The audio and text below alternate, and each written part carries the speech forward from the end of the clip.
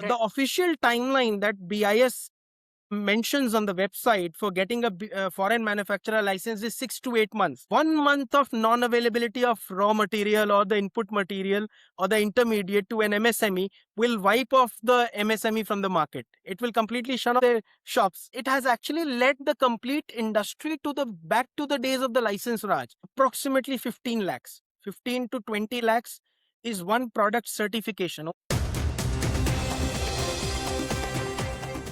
Hello and welcome to Macro Deco. Quality control orders on import of products and raw materials have become a big concern for manufacturers, especially MSMEs. After requests by various sectors, the government has withdrawn QCOs in some products and sectors, while some still remain. Shaunak Rungta, Central Executive Committee member of Federation of Indian MSMEs, is joining us to explain the issues regarding QCOs and how they are affecting MSMEs. Welcome to the show. Thank you so much for inviting me. Thank you. So, what is the core objective behind introducing quality control orders? Can you also tell me briefly what exactly is quality control order? And if you look at in 2024, there was a rise in the number of products brought under QCOs. Why did that happen? QCOs effectively are non-tariff barriers introduced by the government in various sectors ranging from textiles, footwear, plastics, steel, with more than 150 orders only in steel.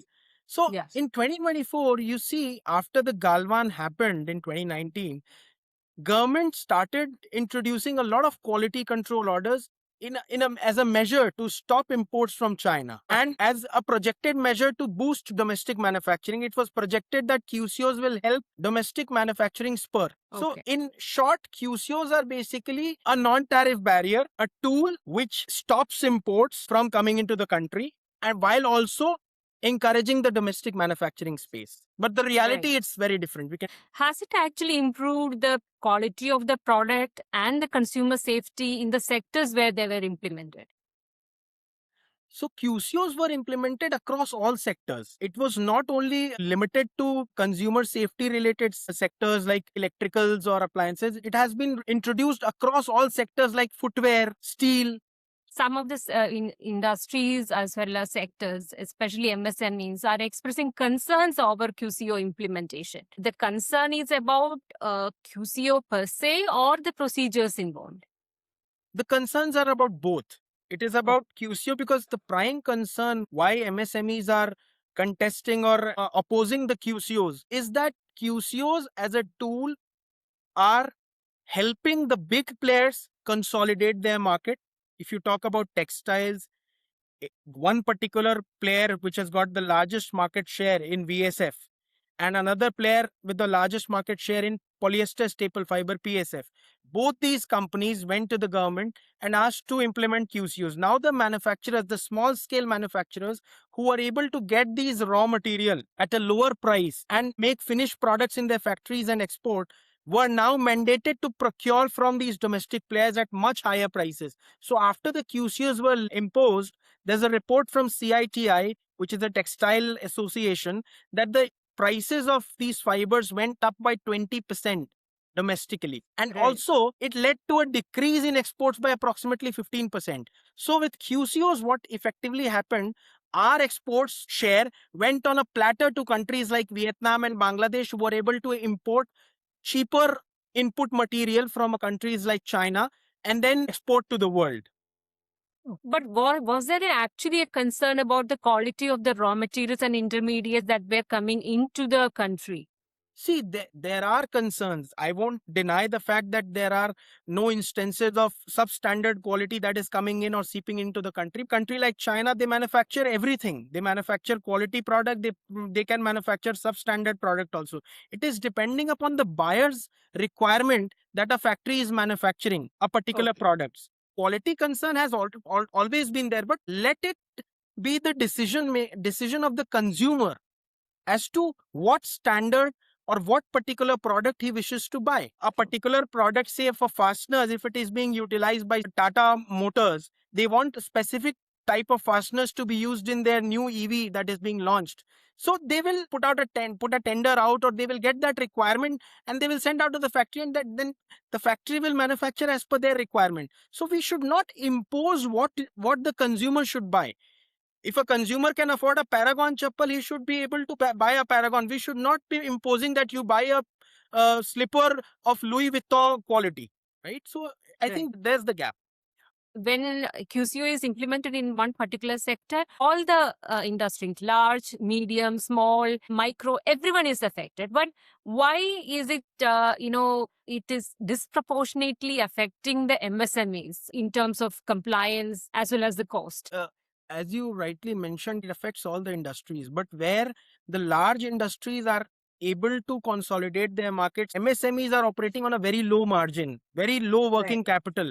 How would they able to get their foreign manufacturers licensed, get their particular QCO licensing done? Right. The official timeline that BIS mentions on the website for getting a foreign manufacturer license is 6 to 8 months. 1 month of non-availability of raw material or the input material or the intermediate to an MSME will wipe off the MSME from the market. It will completely shut their shops. So it's about 6 to 8 months. So the timelines, the procedures involved, plus the rampant corruption at every stage, these are very concerning, because it has actually led the complete industry back to the days of the license Raj.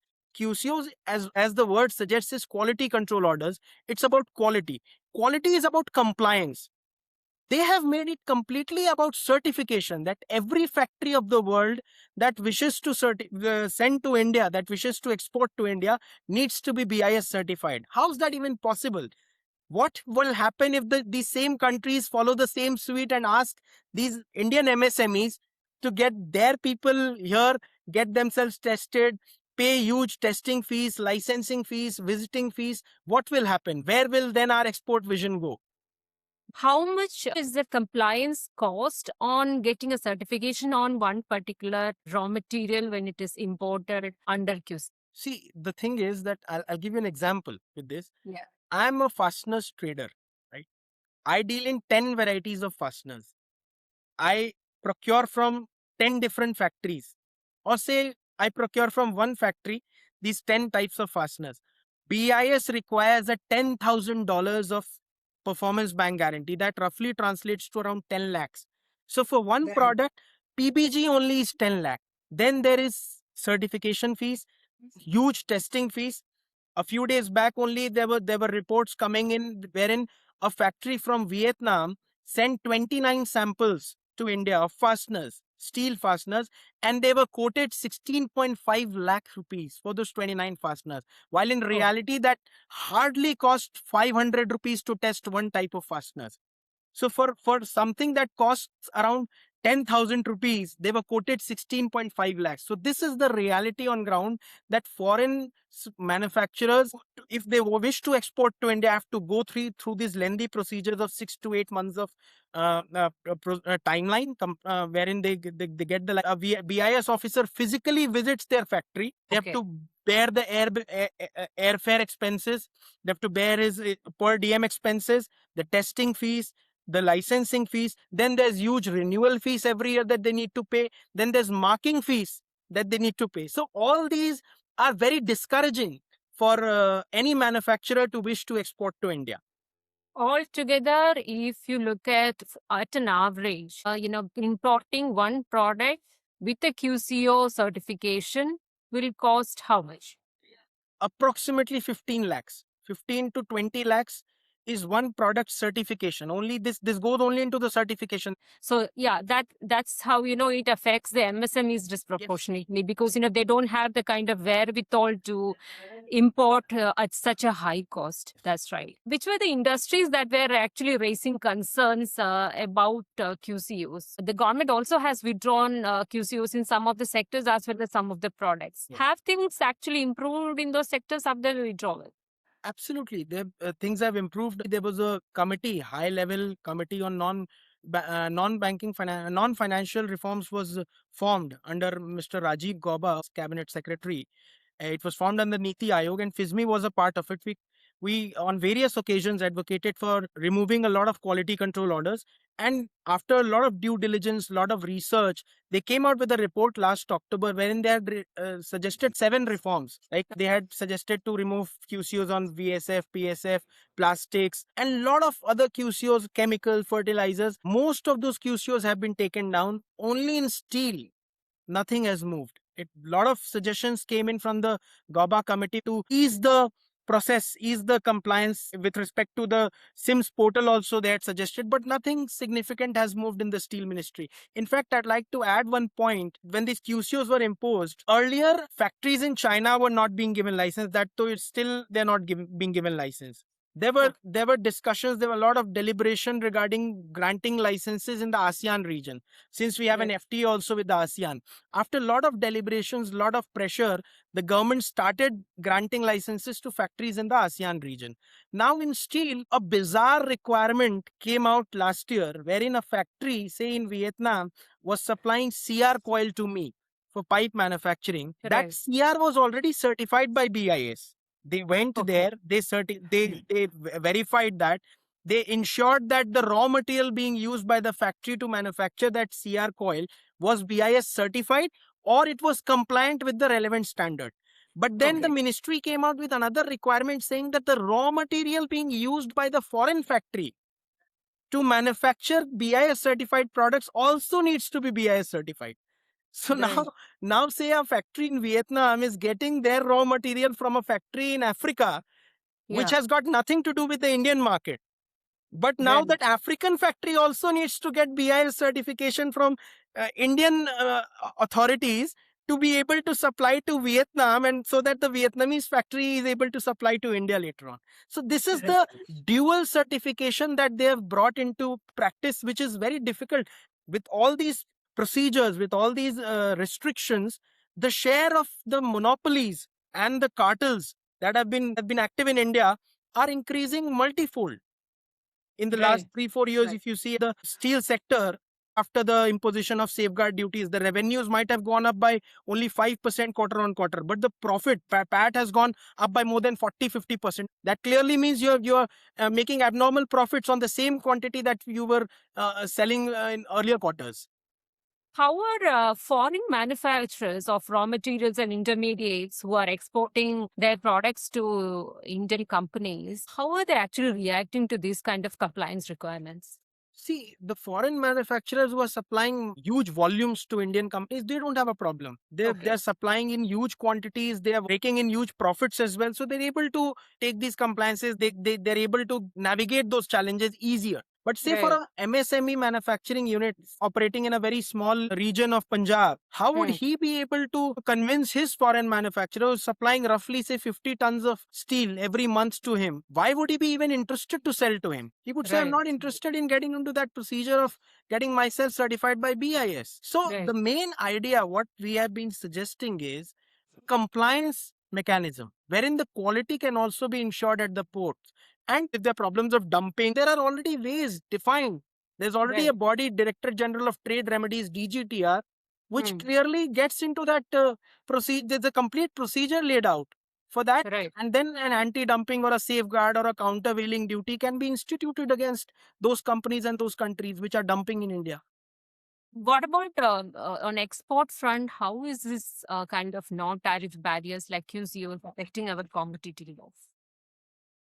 It is being projected that quality with quality control orders, the idea is to make India a global manufacturing hub. I think Hmm. it is a very misplaced projection that we are doing. It is a false projection because QCOs do not apply to exports at all. Okay.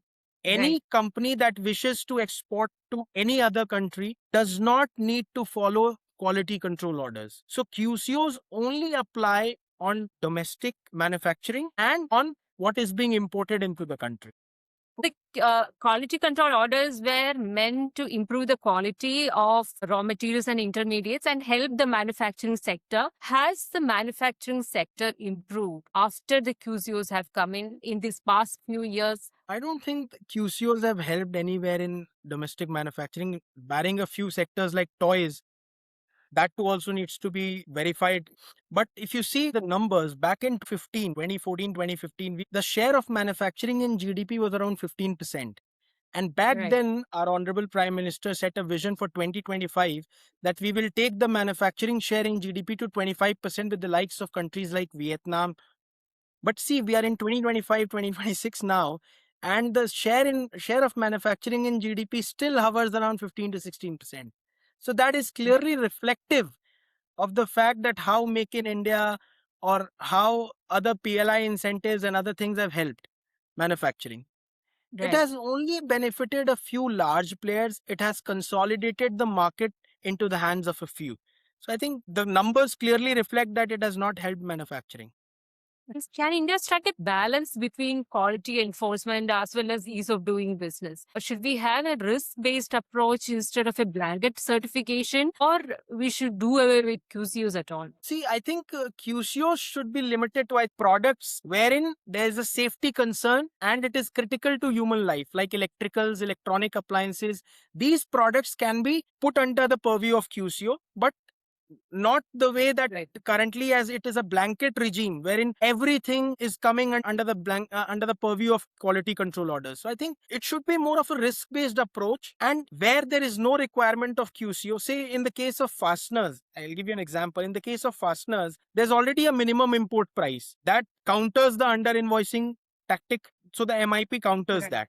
Another thing is the DGTR last year did a suo moto investigation, and they said that there's no dumping happening in the case of fasteners. So when there's already an MIP, when the DGTR says that there's no dumping, then why are quality control orders still being applied and imposed on certain factories? See, fasteners is a very large industry. It has lakhs and lakhs of varieties of fasteners. How can you impose quality control? And it is giving upper hand to the authorities at the ports to engage in rent seeking, to heckle the importers, because there are n number of fasteners coming in.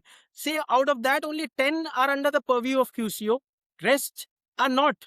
But those who are importing what is not even cut in there in the quality control orders are being heckled. Okay, so that's too much of a trouble. We discussed about the compliance time that is required, the compliance cost that is required, MSMEs, how they're disproportionately affected. We also seen some MSMEs actually shutting down because they are not able to, maintain the kind of business that they were doing. Across the nation, in steel sector, in textiles, lot of factories have closed shops. Lot of factories have shut shops. So in fact, my entity itself is on the verge of closing its operations, because we had developed a market for 15 years for high quality imported fasteners, and now with these quality control orders we are not able to import. So my turnover has come down by more than 50%.